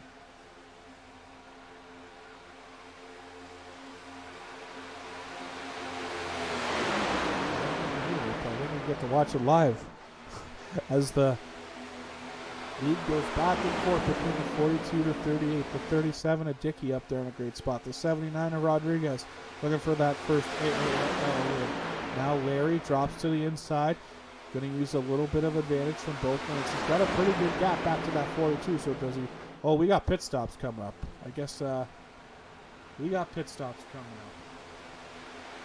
Let's see if everyone made it on the pit road safely, because it was pretty wild. Nope.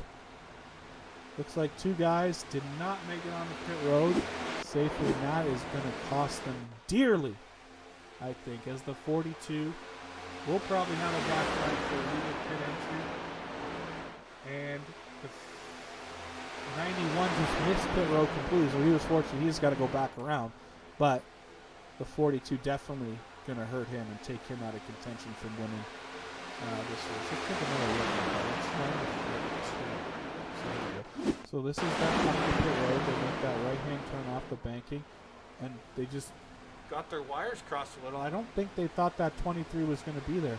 All 3 of those cars on the screen got a black flag on pit road action, whether it was for speeding or taking out the cone, which the 42 did. Now we have the leader pitting all by himself. No one's coming with him. Larry Stubblefield hits pit road, makes that decision that it's time to fill the tank, and Greg Robinson drops down on the pit road. Got a couple more cars coming behind them. It looks like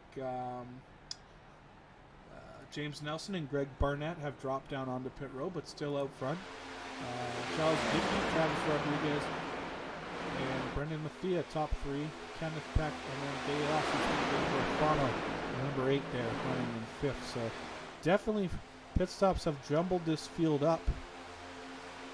And definitely pit stops that don't go how you plan to mess things up. And that's what happened there to those guys coming to pit road. I think the 23 didn't slow down enough, and he got into the back of the 42, which spun the 42 to miss pit road. But I don't think any of those guys would have been slowed down in time enough to make pit road, regardless of if there wasn't a kerfuffle on it. But we'll never know. All we know is that there was a bit of an issue getting on pit road. Put a bunch of good cars that were running up front out of contention. And one of them, Bledsoe, got a penalty and has not come back out onto the track yet. So, caution. We got a caution. As I say that, it looks like Bledsoe was on the track and he may have wrecked. So getting back up to speed after his penalty, he just loses it. Slides up across the racetrack, makes heavy contact with the outside wall with a bunch of cars coming down on him, and that brought out the caution. Just like that. So even more drama here late in the race. 32 laps to go when the caution came out. So not an ideal situation. Bledsoe's race went from great to not so good to really not good in the matter of, I don't know what, 5 laps. So not the end of the night that Bledsoe was looking for after leading 47 laps. Almost enough to take control of the lap leaderboard, but 1 lap short as James Nelson still the top lap leader. Not that, like I said, not that it matters, because unfortunately no points paid for that. But it's good to have your name as the top guy on the board, I think, personally. But here we go. Down pit road, we see the rest of the field who hasn't pitted yet, including the 37, the 99, the 24 down pit road, the 2, the 5, the 41, the 20, then the 16, 79, 8, 15, all on pit road. We're going to tighten the field back up, which is exactly what we were hoping for would happen. And looks like the first car off pit road is going to be that 75 of looks like it's going to be that 75 of, was it 75? I don't even know who it was. Maybe I'm wrong. Too many new cars and not enough recognition of who they are. Yeah, I confuse it with 75, I think. No, he was the first off the pit road, but he's a lap down. I'm very confused about who all came off the pit road. Anyways, we're going to get this field reordered, restacked, re-racked, and we're going to take our last little break from now until the end of the race. We'll be right back after this quick sponsor hit. This portion of this SimWorld Racing Network broadcast of the AARL is sponsored by Ty's iRacing Paints. Contact Tyrone on Discord or Facebook. Now, let's get back to the action of the All-American Racing League. Welcome back to Atlanta, Georgia, and the Atlanta Motor Speedway. Looks like the leader at this time is the 79 of Travis Juggles Rodriguez. As we got, I think we got like 4 or 5 cars doing the wave around. Let's, 1, 2, 3, 4, 5, 6, 7 cars took the wave around. So pit stops there. boggled the whole field up. Had a bad result for a bunch of guys, including the 42, who not only had issues getting to pit road, had issues getting off pit road. The reason for this lap, 120 caution. But it saved some guys who also went a lap down, although they probably would have got it back if it would have stayed green. But they had to take the wave around, have a decent set of tires, have a full tank of gas.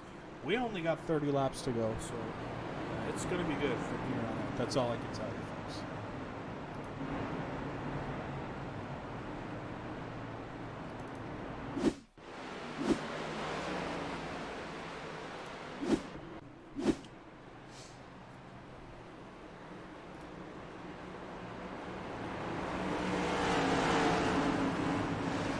For the pace car, down pit road.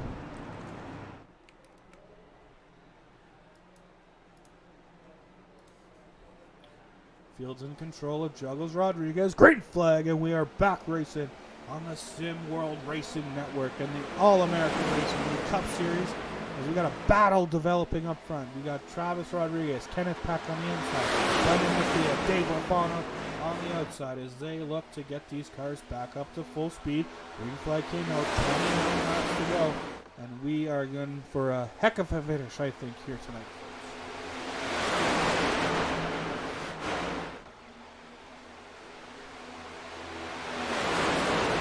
Turn number 4, Juggles Rodriguez continues to lead the way as the bottom line uses the push and the surge. Don't count out that top row. We got the 99, the 41, the 15, the 2. Tail on the outside line trying to get up door to door with those lead pack cars. There we go. Lead cars down the back straightaway.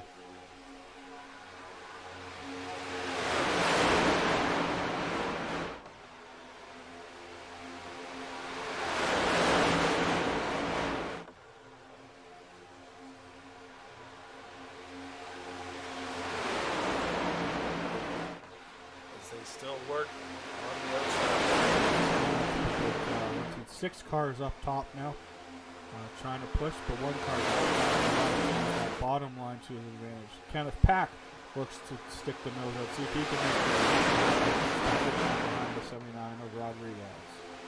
That top line still open of Kurtz up top, looking to make sure he has the most help he can get. With the 99 using that bottom, going way down on the apron. Not aggressive. Whether you can pass below the red line or not, I guess for it after the race. But now Kenneth Pack jumps up to the top. Will be that first car on the outside road. He gets a surge thanks to the 41 and the 15 to get him out into the lead. And maybe he will lead the first lap of this race. Down out of turn number 4, the 16 will cut back into the middle. Using a bit of a lead as 5 car up into the wall. Still stuck on the wall. There's a ton of spots he's up there on the wall, but the 15 he'll be down in front of the 79 of Rodriguez. He'll get a push from the 79 8, but the 16 and leaves Michael Kurtz and Tyrone Yo out there on the outside. Trouble. Just 2 cars running that top line now that the 16 jumped down to the bottom to the momentum of that bottom line. 24 laps to go that time across the line. 24 to go.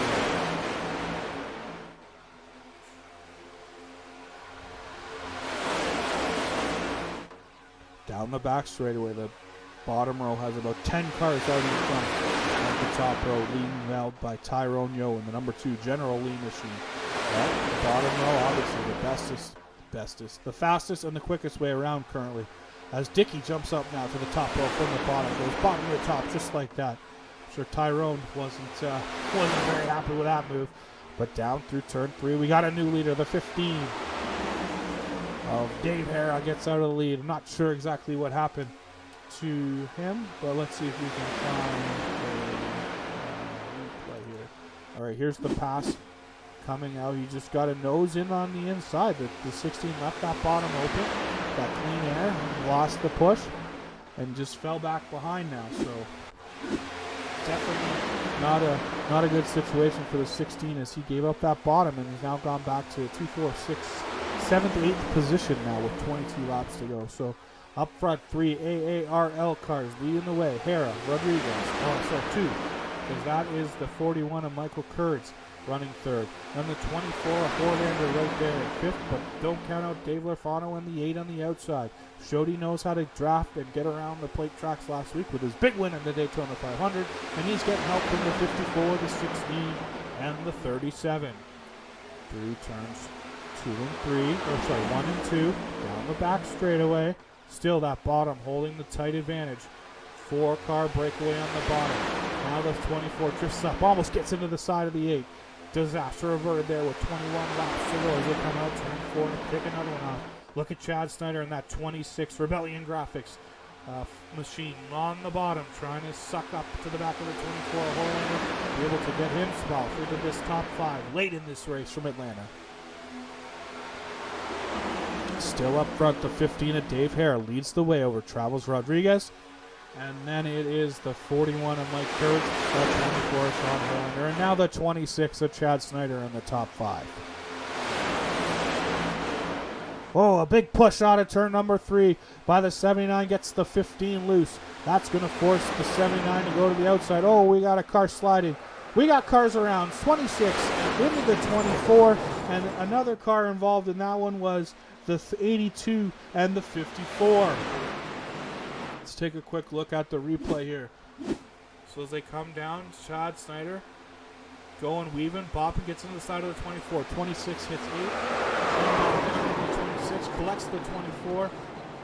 And the 82 doesn't get involved, but has to slam on the brakes hard to avoid any contact. 24 doesn't hold his brakes and slides back down to the bottom. So what was a great run going for the 26 ends up with a bit of trouble.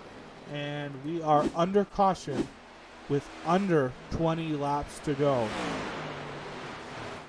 So let's go back and see if we can see that move that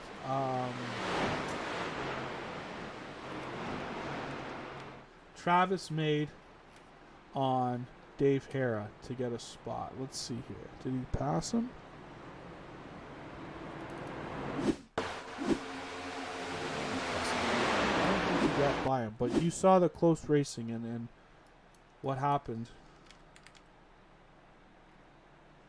there with a tricky bump off of turn number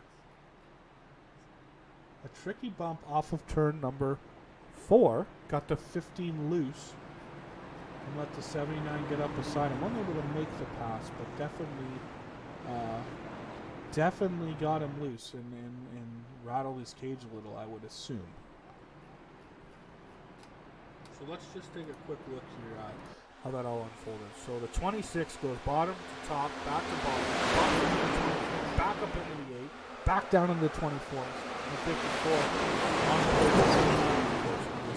not able to avoid that mess as the 24 just cuts it right back down to the race bottom and almost takes out another innocent bystander. So not exactly the best post-crash procedure I've seen, but I guess no harm, no foul. He didn't hit anybody. But back up front, we have 15 laps to go. 17 laps, that is, if I can read. The Canadian conversion got me caught up there. Sorry about that. We have Dave Hera leading the way over Travis Rodriguez, Michael Kurtz, Greg Barnett up there now in 4th with Dave Lafano the 3rd in the top 5. So definitely a good assortment of cars out there right now. A little bit of the AARL guys, a little bit of the QFRL guys. We'll see how it all shakes out, right? Who's on your side, who's against you. It's going to get to the point where it's every man and driver for themselves. But right now, I still think we got about 12, 13 laps before people really make decisions on who their friends and who their foes are. And I bet you come 15 laps from now when that white flag is displayed, everyone's a foe. You got no friends out there. It's every man driver for himself at that point. So it's going to be exciting. They're doubling up, which means one thing, coming back to green. Almost ready to wave the green flag. So again, your top 5, Hera, Rodriguez, Michael Kurtz, Greg Barnett, Dave Lafano. 6 through 10 is Larry Garnes, Greg Robinson, Brennan Mathia, Kenneth Peck, and Riley Heats. So see, for Riley, who missed pit road but didn't get a penalty, able to salvage that and get back up to 10th, where unfortunately teammate Alan Bledsoe got the penalty, got on the pit road, got the penalty, served the penalty, came back out, just wasn't able to keep his car under control, ended up in the fence, causing that earlier caution. So Riley Hoots made out okay, not the best. I'm sure he'd rather be on and off pit road, issue-free, back up front, running with these boys at the top of the scoring pylon. Not the case, though. We're still here. We still got 15 laps to go as they come for this green flag. Now keep your eye on the 15. He's the leader. He will have to be the first car to fire in the Geico restart zone, just like the big boys, as he is off and got a great jump. I don't know if Travis Rodriguez had a nap there under caution or what happened, but the 15 opens up about a 10-car length lead into turn 1. Now, that would be great if this was Martinsville or Bristol, but here at the drafting tracks, being out there in no man's land is not good news, and you can see these guys are coming. They are coming hard with a vengeance. Mike Kurtz, Dave Lafano, Greg Barnett, on that inside road, pushing. Now they're right back up to the back door of that 15, and we'll see what the 41 can do with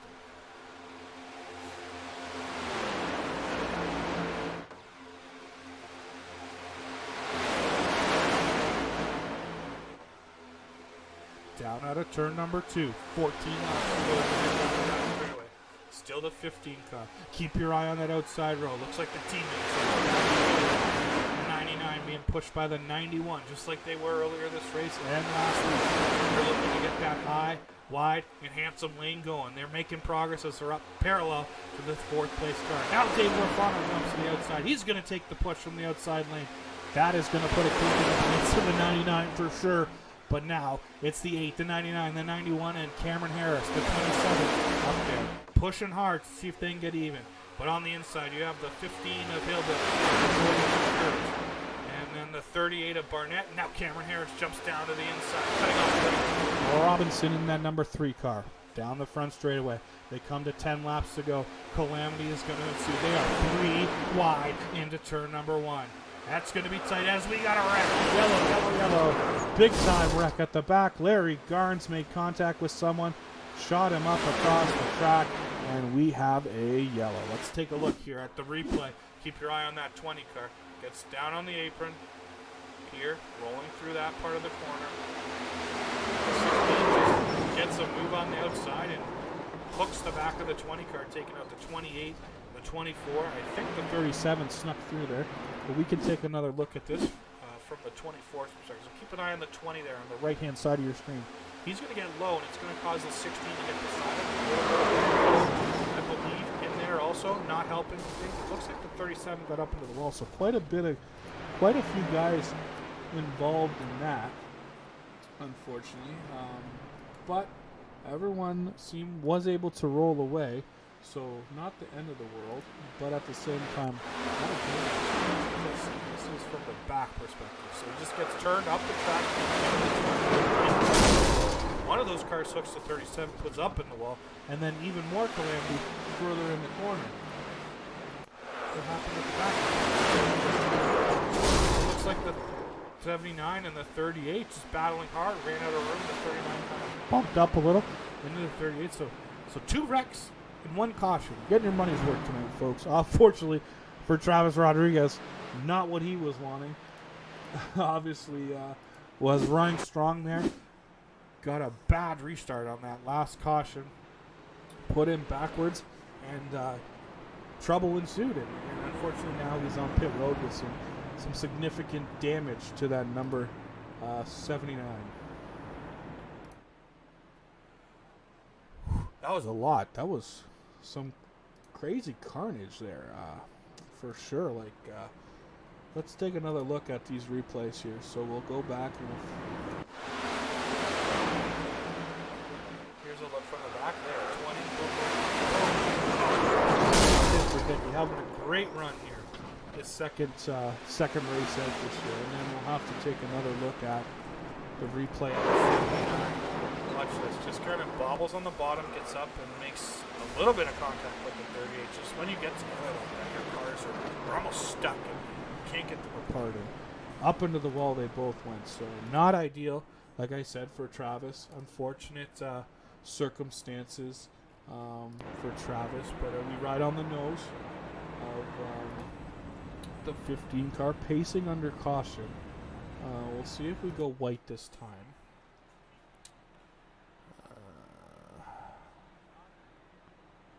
Let's see what happens here. So as we come across, we'll have 9 laps to go, 141 complete. Looks like the 15 is taking the outside. He does have, either has the option for what lane they want to restart on. Looks like the 15 is going to take the outside lane, leaving the bottom for Dave Lafano. The second row will be the 99 of Brendan Mathia and Michael Kurtz. Third row will be Riley Hoots, and looks like Cameron Harris maybe will be outside of him. The 3 of Robinson and the 75 of early race leader, and I believe leader of the most laps still up until this point. I don't think no one's going to pass him unless miraculously Al Bledsoe gets back on the lead lap, but not going to happen. So looks like the most laps led tonight will go to James Nelson. Only has fallen back in the middle part of the race, but back up front now, so looking to have a strong finish. But let's keep our eyes on that front row. We'll see if Dave Hara can catch Lafano sleeping as bad as he caught Travis sleeping last restart. Remember, this time, leader's on the outside. He'll be the first car to fire in that Geico restart zone. So as they roll off of turn 4. Race car drops to the inside. We'll go to starter view. We'll watch our starter. And just like that, green is back out. And away we go. Looks like the 15 was able to sneak ahead again. Great restart again for the 15. 4 or 5 car length lead through turns 1 and 2, but right back to that back bumper is the 8, the 99, and the 91 as they go down the back straight. Only 2 cars working that outside line. There they go. That's what I thought was going to happen. The 99 and the 91 jump outside. Now they got 4 cars on the outside with no car help from the 15 kind of up there running alone on the front. He's going to get a good push from the 8. As 15 goes up the block, puts the 99 in the wall, back down in front of the 8, cuts him off there. They go down into turn number 1. Still the 15, driving out of the mirror instead of the windshield with 7 laps to go. Down the back straightaway, Dave Hara leads over Dave Lafano and Brendan Mathia, but Brendan has got a nose beside Dave. He's not going to be able to cut him off. Looks like the top's going to have some momentum. Off of turn number 4. Dead heat out of turn number 4, but as they get to the line, who's going to lead it? Looks like 99 leads that time. Oh. Dave and Dave make contact. Results in the 15 runs back up mid-corner. Oh, able to hold it on the apron, so didn't cause calamity by joining in the field. But now that's pretty much opened the door for the 99 and the 91. A bit of miscommunication between the 8 and the 15 there on the corner. Resulted in the 15 sliding out of control. But it's not over yet. 5 laps to go that time across the line for the 99 and the 91. Down into turn number 1 and 2. It's those 2 cars. 41 of Kurtz, the 8 of Lafano, the 27 of Cameron Harris. Back straight away. We're going to get some momentum going for these outside cars. There they go. The 91 goes to block the 41, but the 41 leaves them high and dry, meaning the 41 is going to scoop by on the bottom and get into second. That's going to put the 91 back up on the top all alone. No help whatsoever as these guys using the whole racetrack right down to the infield grass. Pretending we're at Kansas, I guess. Now, Kurtz in the 31 still holds that second place. He's getting a push from the 8 of the front. That's letting the 99 drive away a little bit as the 91's trying to side draft that 41. It's not going to happen now. The top 3 are clear. The 91 on the outside. Cameron Harris looks to get a push through and be clear that car too. Now Kurtz jumps to the outside of the 99. Down the front straightaway, not quite by his side as they go into turn 1. Looks like they're going to be door to door. You got the 41 on the inside, 99 on the inside. As they go 3 laps to go that time across the line, working out of turn number 4. Turn number 2. Oh my gosh, I can't even count. Down the back straightaway, trying to go 3 wide with the 3 of Greg Robinson. Not able to do it quite yet, but as they drive it down into turn number 3, there's about 10 cars nose to tail, 2 rows wide, 5 rows deep. But the 99 back out in front. Keeping that thing walk to the infield, grass below the red line. Not sure if that's allowed, but he's going to do it every time anyways. Dave Lafano still right there in second, right in the catbird seat if the 99 makes a mistake. Not sure what's going to happen with 2 to go. No momentum on the outside. It's 1, 2, 3, 4 on the bottom. Then 3 by 2 by 2, 3 rows deep. Back there for 5th. Here we go. They spread them wide, spread them high. We got a wreck. Yellow's going to come out on the final lap. Maybe it won't. But we race around back to the checkered flag. The 8 got the run. The 27 now in second spot. Here comes the 16, pushing hard after the 27. 27 dives down in front of the 99, but the 16 still got a great push on the outside. Now through turns 3 and 4. Anyone have anything for the little faraway? The Harris machine right there on the back bumper. The 99 drives through the 88. The 27 who gets into the 23. They're wrecking at the line, but Dave Lafano goes back to back for races number 1 and 2 in the All-American Racing League 2024 season. What a finish there at the line for Dave Lafano, picking up his second win of the season. Obviously not an ideal finish for those guys that were running 3rd, 4th, 5th, and 6th, as there was definitely some pushing gone wrong there as they came to the stripe. Let's see if we can see what happened here. So as they come off of turn 4, the 99 just has a really great run. It's not big enough. It just pushes the 27 out of the way. He gets spun and ends up collecting the 23, 16, and the 82 all there at the end of that one. So we were able to finish that one under checkered flag. Looks like Lafano will pick up the win. 99 and Mathia will be second. Tyrone Yo with a podium finish in 3rd. How about that for our boy Tyrone?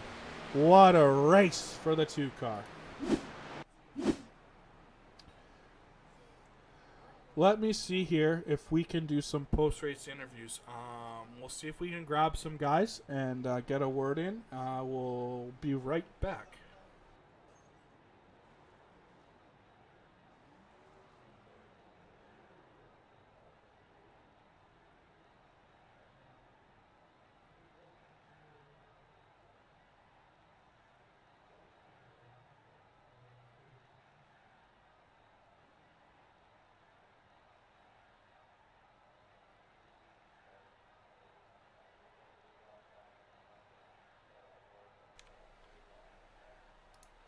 Hey, Tyrone, it's Nathan. You got a copy?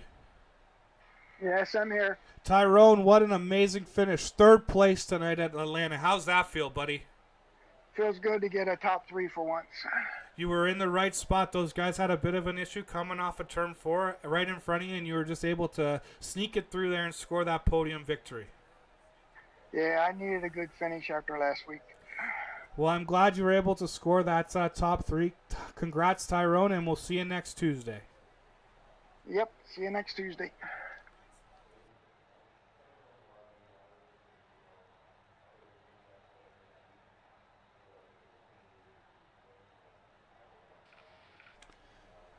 Hey, Brendan, it's Nathan up in the broadcast booth. How are you? I'm okay. Obviously a little upset with a 2nd place finish, but that's better than you did last week at the end. Yeah, is what it is, you know. Just the target's never going to get off my back.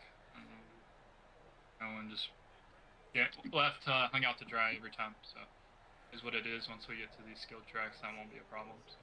Yeah, looking forward to getting off the super speedways, definitely. Obviously, different type of racing here, but good luck the rest of the year here with the AARL series. Yeah, man, I appreciate it. Appreciate all that you guys put together. It's fun. Just super speedway racing, the product of it. Always frustrating at the end of the day a little bit. But it is what it is, and you know it going into it, so can't be too mad. man, I just really want to win. I'm just like super competitive with myself, so just wanted to win. But shout out to you, all the admins, my teammates. That's a tough track. Well, congrats again on the second. Hopefully we can interview you next week, but in victory lane on the top of the podium. Appreciate it, man. Have a good night.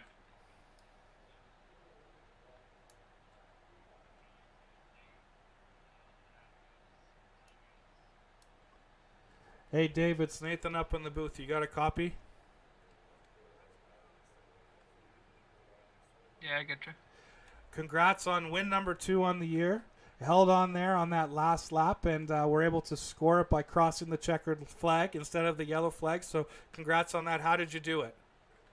Oh, man. I don't know. I just made sure I tried to get in position at the end. But first and foremost, I got to apologize to Hillbilly. I feel terrible.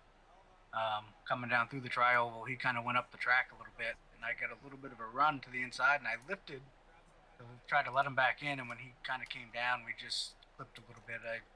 It's terrible. He probably would have had the win there, but yeah, it's just that last run I saw Brendan and I think it was Riley coming up the outside, so I jumped up in that outside to try to slow the momentum down, maybe get me up in front of Hillbilly, and then jump back in line. And it just and I guess they wrecked. So it was just it was good on that last lap there.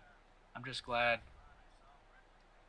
the 27 went with me, because I think if he doesn't go, I finish probably 5th, 6th, 7th, somewhere in there. So thanks to Cam too for jumping with me and getting the win. Well, started off the year with 2 wins back to back after missing out on a championship because of computer issues last year. That's got to be a little bit of redemption, even though I'm sure you would have wanted that championship up last year. Congrats again, and we'll see you next Tuesday. Yeah, thanks, buddy.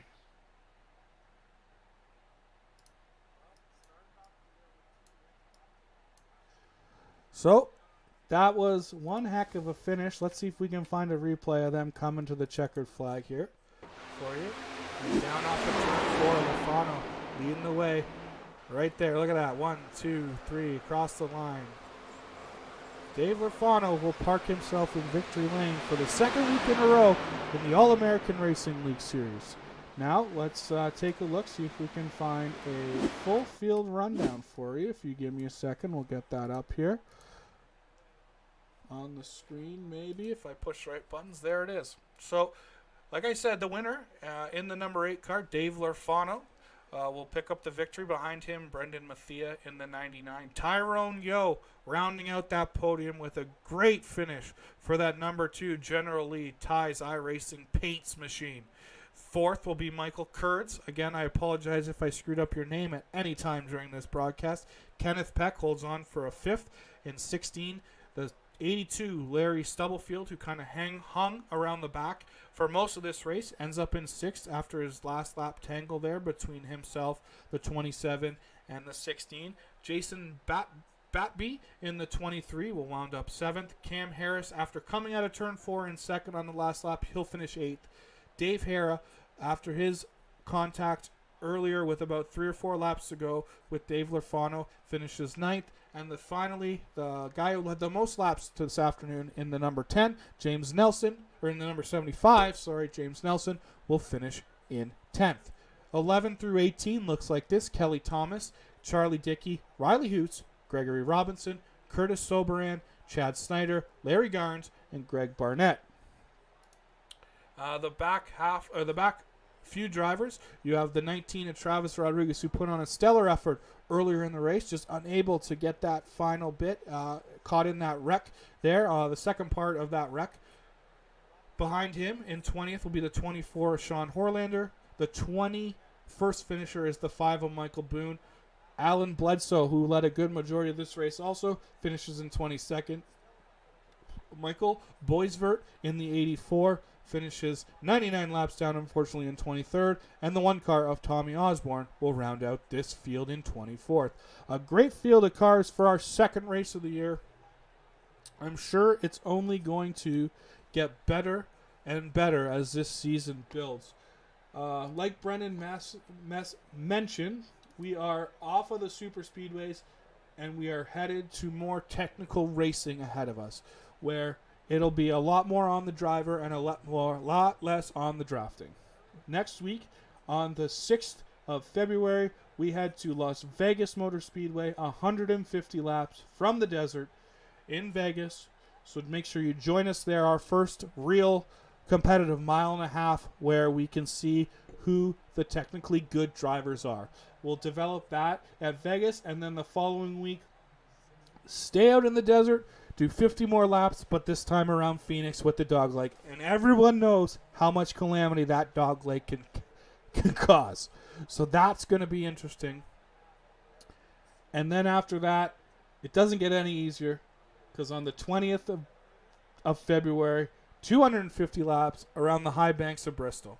Not dirt this year, back to the asphalt, but it'll be Bristol nonetheless. And then finally, to round out the first portion of the schedule before our first off week, on the 27th of February, we got to turn left and right as we head to Texas for 40 laps around the COTA Circuit of the Americas. So a great diverse schedule after 2 plate races here in the early part. We got Vegas, Phoenix, Bristol, COTA, a week off to regroup and come back at you. But for now, my name's Nathan Christensen. I've brought you this broadcast live from Atlanta Motor Speedway. I appreciate you tuning in tonight on the Sim World Racing Network. I apologize to any of the drivers if I messed up your name. I apologize if I made any other blunders. Just getting back up to speed on this broadcasting thing. Thanks for joining us. Make sure you check us out on Facebook, facebook.com/All American Racing League. That's where we can be found. And hit us up there if you have any questions, comments, concerns, inquiries, whatever you have. Let us know. We're here to work with everyone and get to know everyone and build a big fan base for this All American Racing League series. Obviously, 24 cars tonight. Great field, great racing. Came down to that last corner, that last lap to really know who was going to win that race. So, again, thank you for joining me. Appreciate everyone for logging in, for watching, and have a great rest of your night. And we'll see you next Tuesday from Vegas.